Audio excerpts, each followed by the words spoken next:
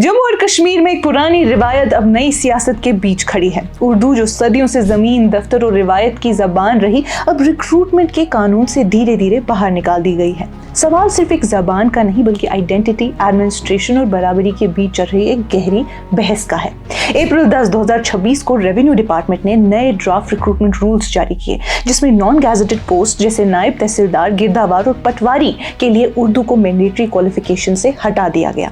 पहले 2009 के रूल्स के मुताबिक ग्रेजुएशन के साथ उर्दू की नॉलेज जरूरी होती थी। अब नए ड्राफ्ट में सिर्फ रिकॉग्नाइज्ड यूनिवर्सिटी से ग्रेजुएशन ही मिनिमम क्वालिफिकेशन रखा गया है। ये तब्दीली अचानक नहीं आई, इसकी बुनियाद 2025 में पड़ी जब बीजेपी ने नायब तहसीलदार रिक्रूटमेंट में उर्दू को कंपलसरी बनाने पर एहतजाज किया। पार्टी का कहना था कि ये जम्मू के कैंडिडेट्स के लिए नाइंसाफी है। ये मामला बाद में सेंट्रल एडमिनिस्ट्रेटिव ट्रिब्यूनल तक गया, जहां जुलाई 14, 2025 के ऑर्डर में उर्दू की शर्त को रोक दिया गया। ट्रिब्यूनल ने यह भी कहा कि कैंडिडेट्स को 5 ऑफिशियल लैंग्वेजेस उर्दू, हिंदी, कश्मीरी, डोगरी और इंग्लिश में से किसी एक ही नॉलेज होनी चाहिए। इसके बाद 2020 का ऑफिशियल लैंग्वेजेस एक्ट भी एक बड़ा टर्निंग पॉइंट रहा, जिसमें उर्दू के साथ 4 और जुबानों को ऑफिशियल स्टेटस दिया गया।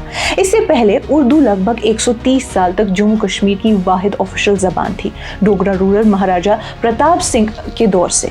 नए ड्राफ्ट रूल्स के मुताबिक लगभग 11,500 पोस्ट का स्ट्रक्चर डिफाइन किया गया है। 507 नायब तहसीलदार, 1207 गिरदावर और 4,809 पटवारी। इनमें से 40% नायब तहसीलदार डायरेक्ट रिक्रूटमेंट से भर जाएंगे, जबकि पटवारी पोस्ट 100% डायरेक्ट रिक्रूटमेंट से फिल होंगी। लेकिन सबसे बड़ी तब्दीली ये है कि अब किसी भी पोस्ट के लिए उर्दू की शर्त नहीं रही।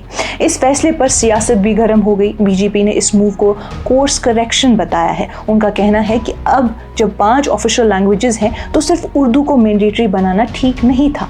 पार्टी के मुताबिक ये स्टेप ज़्यादा इंक्लूसिव है और हर रीजन के यूथ को इक्वल मौका देता है। दूसरी तरफ पीडीपी ने इस फैसले को सीधा लिंग्विस्टिक आइडेंटिटी पर हमला करार दिया है। पार्टी का कहना है कि उर्दू सिर्फ एक ज़बान नहीं बल्कि जम्मू कश्मीर के एडमिनिस्ट्रेटिव सिस्टम की बैकबोन रही है। लैंड रिकॉर्ड्स, जमाबंदी और पुराने डॉक्यूमेंट्स आज भी उर्दू में हैं। ऐसे में अगर नए ऑफिसर्स को उर्दू नहीं आएगी तो ग्राउंड लेवल गवर्नेंस में मुश्किलात पैदा होंगी।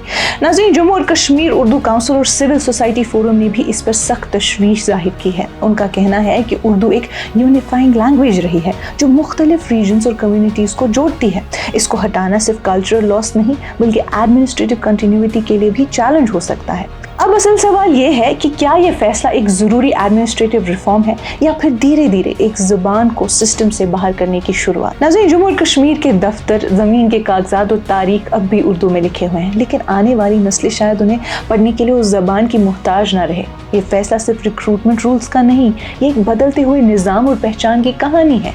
ज़बान सिर्फ अल्फाज का मजमुआ नहीं होती बल्कि तारीख, रिवायत और पहचान का आईना होती है।